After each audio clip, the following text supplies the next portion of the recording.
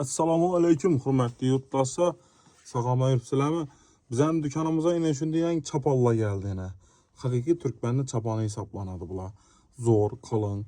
Bu elimde giyip durganımın narxı 1 milyon 200, 1 milyon 100 satıp tutmaz. Gelişip kaytıp veremez. Bana içi 2 kat boladı, kalın boladı. Bunlara en arzanı 380 bin somdan.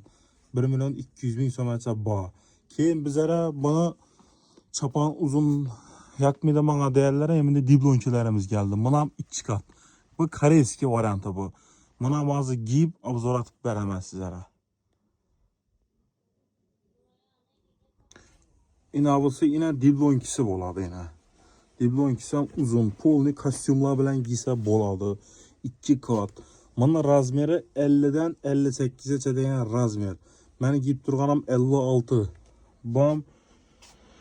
Bundan kattası bu 58'den razmeri katta razmer boladı. Hesaplanadı. Velikana hesaplanadı. Kiçkine tikilmeyen, katta tikilgen.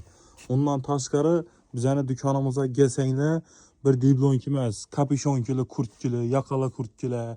Her xil variantlarından ba. İli paltolar ba, yaş katta insanlar üçün paltolarımız yine. Dükkanın namından şarflaran beremiz. İçinde şarf var. İçin tikilişleri zor. Kol tikilişleri zamoklu tikilgen.